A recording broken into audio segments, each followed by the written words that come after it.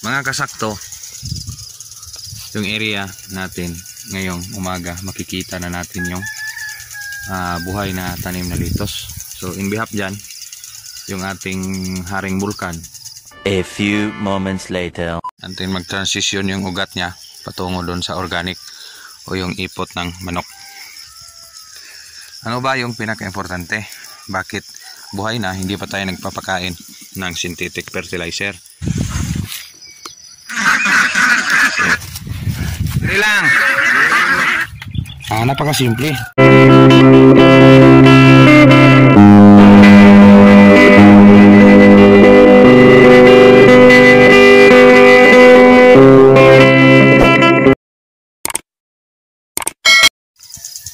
Sakto morning mga kasakto.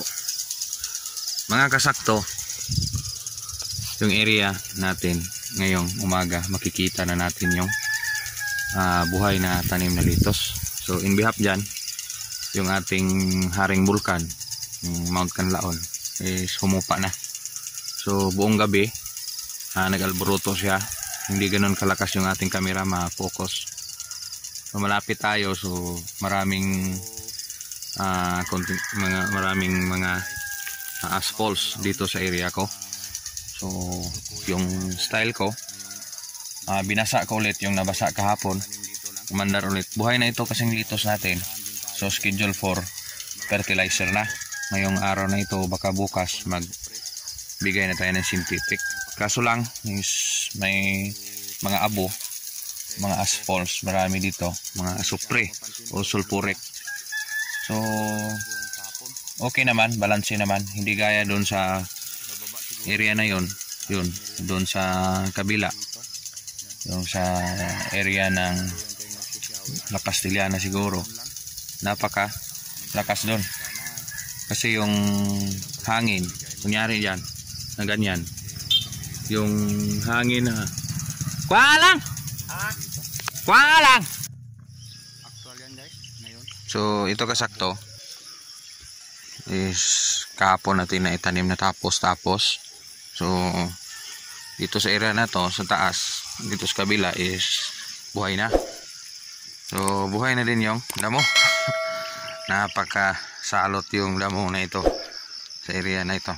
So sige lang, good na rin tayo kasi kahit anong tapang ng damo, mabilis naman yung galaw ng ating litos.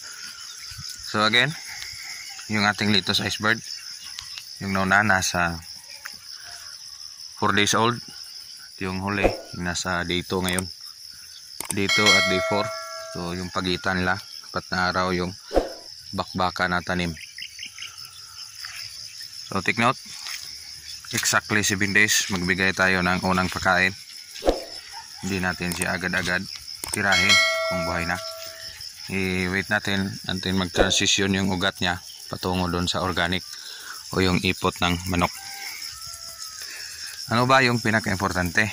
Bakit buhay na, hindi pa tayo nagpapakain ng synthetic fertilizer?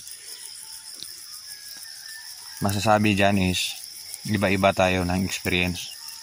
Sa akin yung purpose ko, kung yung tao nga, idaan natin sa tao, sa atin, kung maglipat bahay ka na o mag-change feeding ka sa pakain mo na manok o baboy, hindi mo agad-agad bibiglain. Pwede na siya, makastand na siya sa kanyang sarili, mayroon na siyang antibody sa kanyang katawan, is kaya na niyang tumindig kasi buhay na. Hindi ganon.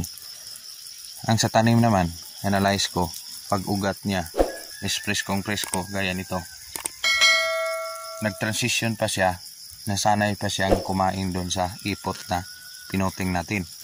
So hindi natin siya biglain na kain agad ng synthetic. Kung medyo familiar na siya doon sa synthetic, sa organic, kumakain na siya ng organic, agad maglagay na tayo ng synthetic. Organic at synthetic, iba yun. Yung organic is chicken manure.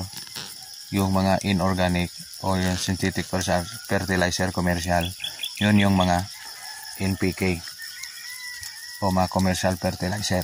Sabay siyang ipakain pag nag 7 days old na siya. Yon ang pinaka best result ni Litos Iceberg. Para nang sa ganon, hindi ganon kayo ka wala. Bakit yung litos ko 45 days lang na sa label ng lata? Ba't ang tagal lumabas? Yan, post ng post agad. Maraming post sa social media na ganyan. Nanonotice ko. Dapat yung nakita kong video, bakit sa kanya 38 days, 40 days nag-harvest na siya? Kasi hindi niya binigla yung pakain.